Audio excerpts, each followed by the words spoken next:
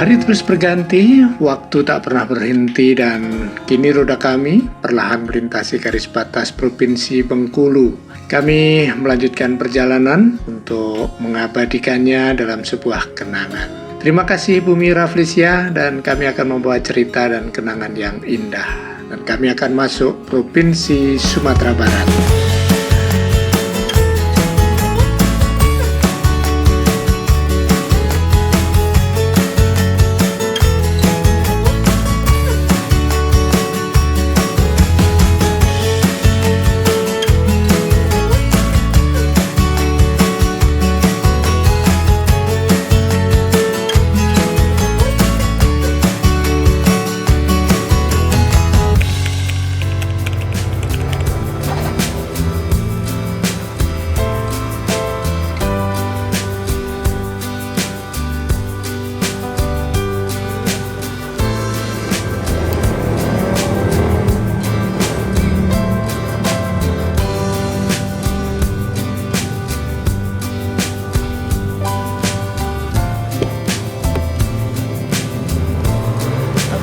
Selamat pagi, ini hari ke-11, hari yang luar biasa. Pagi buta.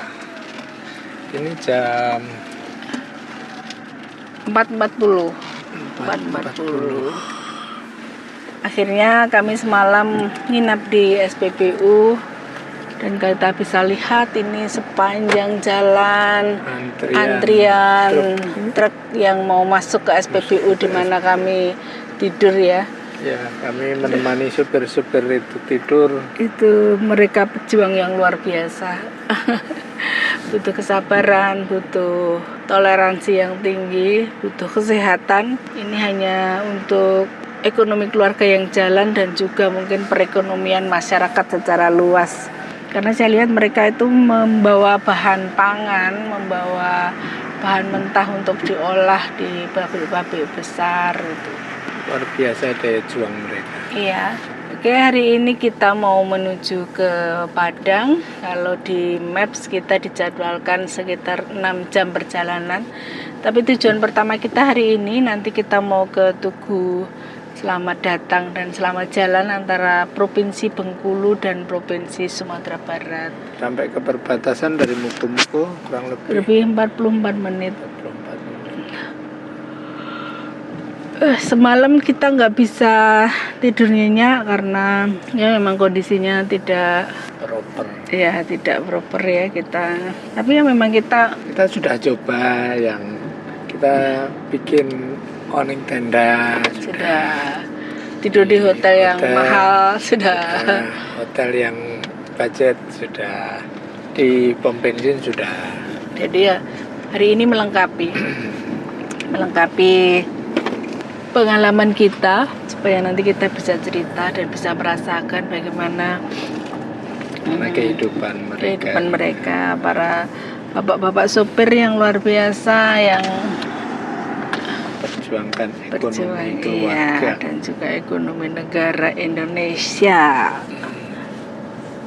Ini masih gelap, lampu jauh ya. 5 juga belum ada, masih gelap. Ternyata ini sepanjang jalan pagar-pagar tinggi. Mungkin ini kompleks atau apa gitu ya, atau PT. Iya.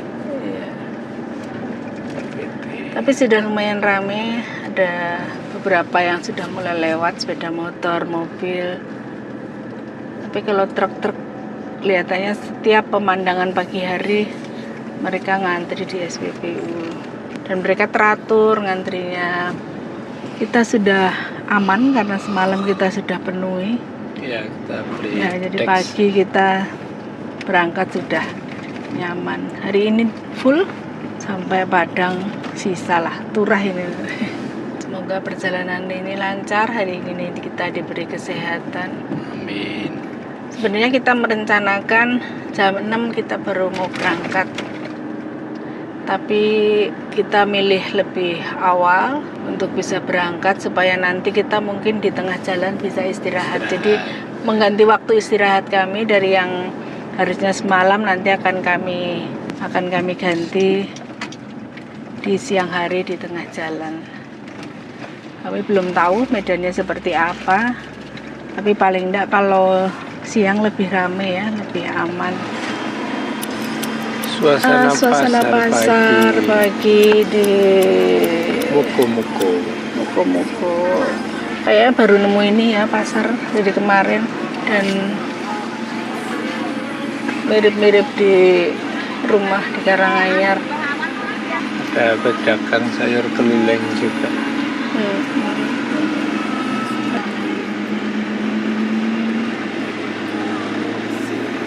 Jam 5 pagi.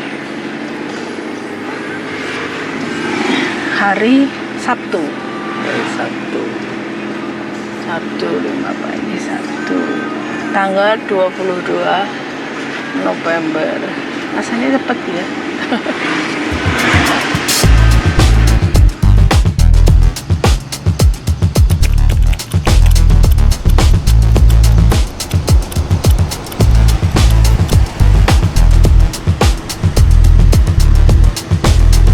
Kita sudah dilepas dari Provinsi Bengkulu, kita mau masuk ke Provinsi Sumatera Barat.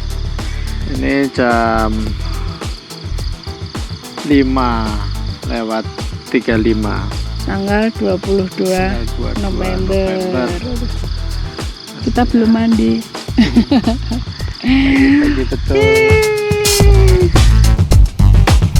Hari masih pagi ketika kami masuk di perbatasan Bengkulu dengan Provinsi Sumatera Barat. Dan perbatasan ini ada di Kabupaten Muko-muko yang langsung bertemu dengan Kabupaten Pesisir Selatan di Provinsi Sumatera Barat.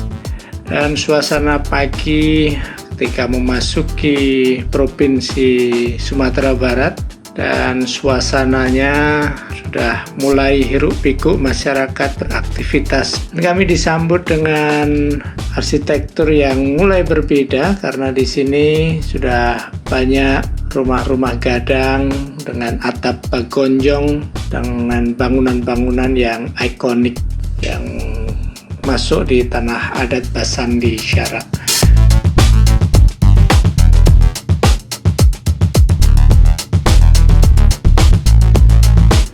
Mulai mau masuk ke perkebunan sawit. Ini karena semalam kayaknya hujan ya, hujannya merata ini. Sepanjang jalan masih basah semua.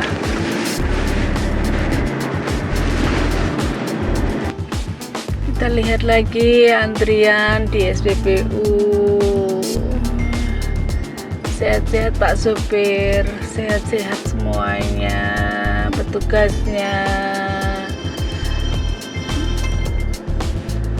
Ya, ini sudah dapat. Oh, ini kebetulan tidak ada solarnya. Ya, di sepanjang perjalanan banyak menemukan keunikan motor-motor yang dimodifikasi. Jadi ini mungkin nanti bisa untuk membawa Pandan buah segar sawit. ya sawit. Itu sabitnya itu yang panjang. Yang panjangnya. Oh iya ya. Pasar tumpah. Sama pasar pagi. Pasar pagi.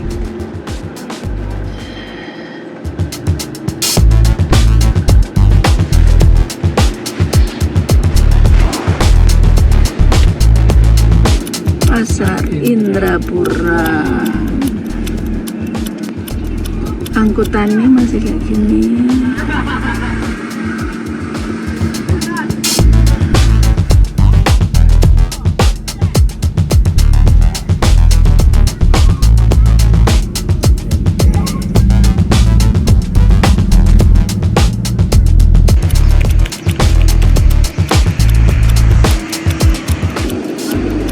Berapa lama itu? Berapa lama bakarnya?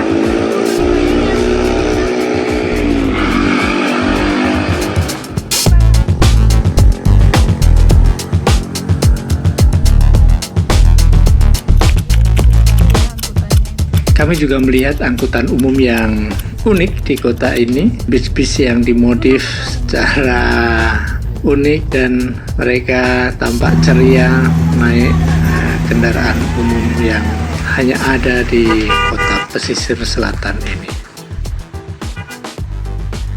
Sambil berjalan kami coba untuk mencari hotel yang nanti akan menjadi tempat singgah kami di Kota Padang. Masih menyusuri perjalanan kami di Kabupaten Pesisir Selatan. Aktivitas pusat perdagangan sangat ramai, dipenuhi oleh masyarakat yang mencari kebutuhan pokok mereka. Dan kekhasan yang ada di wilayah ini, kami tidak menemukan satupun toko modern seperti Alfamart atau Indomaret. Sumatera Barat adalah satu-satunya provinsi di Indonesia yang secara konsisten tidak memberi izin bagi jaringan waralaba toko modern besar.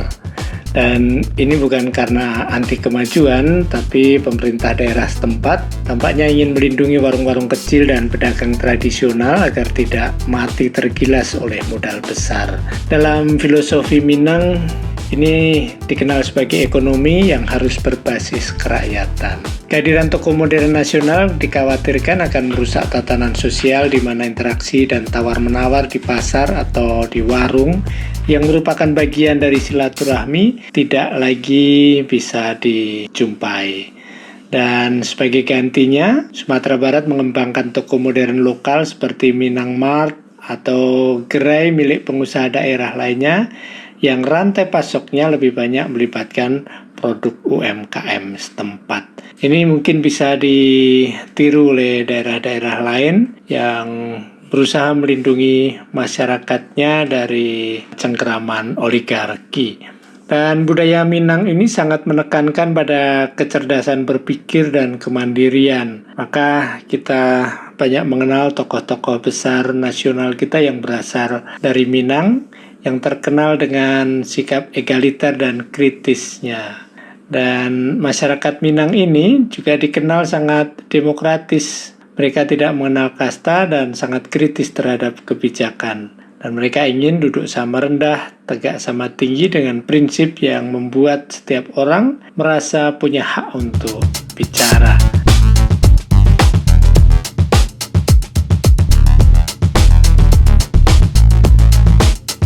Dan di sini juga ada tradisi lapo.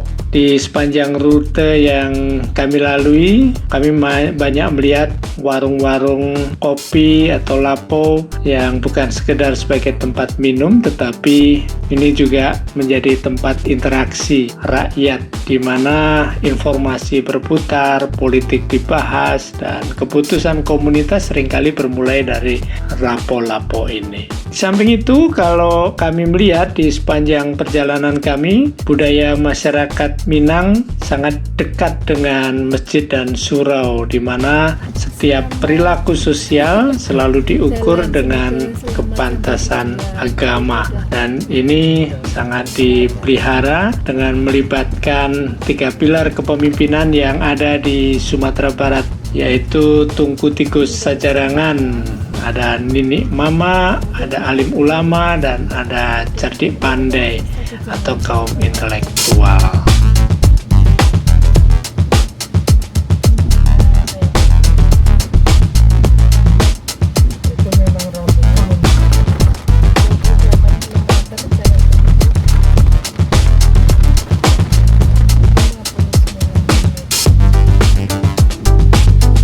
Dan kami menemukan surga di tepi jalan, yaitu air terjun Lubuk Hitam, yang benar-benar terlihat indah dengan 3 tingkatan yang luar biasa. Air terjun ini di pinggir jalan menuju ke Padang.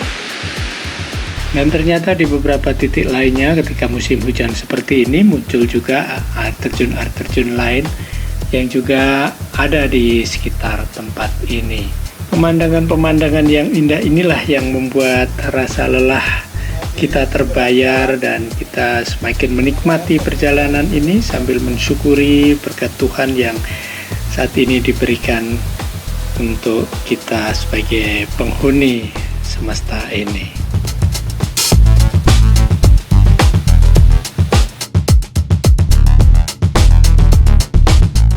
Dan kami pun melanjutkan perjalanan kami kembali untuk menuju ke Kota Padang. dengan masih disuguhi oleh pemandangan yang begitu indah.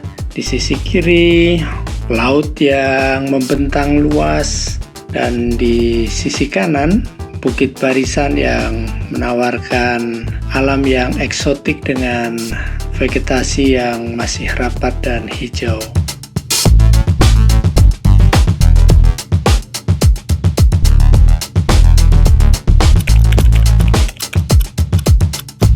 Dan kami memutuskan hari ini kami akan menginap di Hotel Hang Tuah, dan kami sudah memesan melalui aplikasi.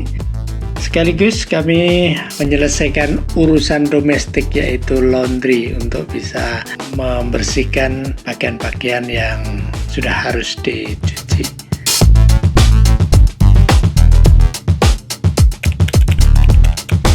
Setelah kita beristirahat sejenak dan check-in di hotel, kita lanjutkan untuk explore di sekitar Kota Padang dengan mengunjungi bangunan-bangunan ikonik yang ada di sini.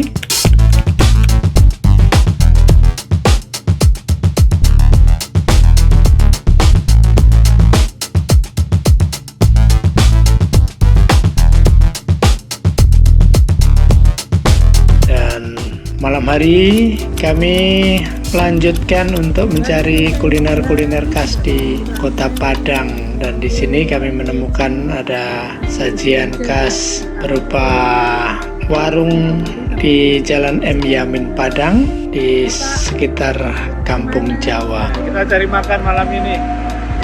Ini di Jalan M. Yamin Padang. Ini Kampung Jawa, coba lihat Kampung Jawa. Kelurahan Kampung Jawa, Kecamatan Padang Barat. Mengucapkan. Ingin makan apa, Pak? Yang enak-enak lah. Nggak tahu nanti apa yang kita temukan. Jangannya. Biasanya adalah yang khas di daerah ini. Sekoteng itu berarti telur, terus dia pakai telur. Isi gula. Undi.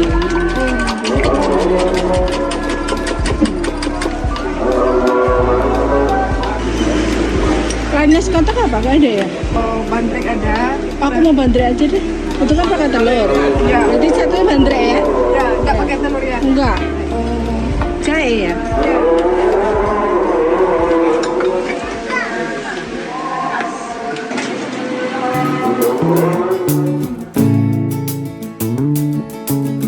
Akhirnya kami menutup hari ini dengan penuh rasa syukur, karena perjalanan bukan tentang seberapa jauh kami sudah melangkah, tetapi seberapa banyak kita belajar untuk menghargai setiap perhentian. Beristirahat malam ini, untuk esok pagi matahari akan kembali memanggil kami untuk menjelajah sisa keindahan yang belum terungkap. Sampai jumpa di perjalanan bermakna berikutnya.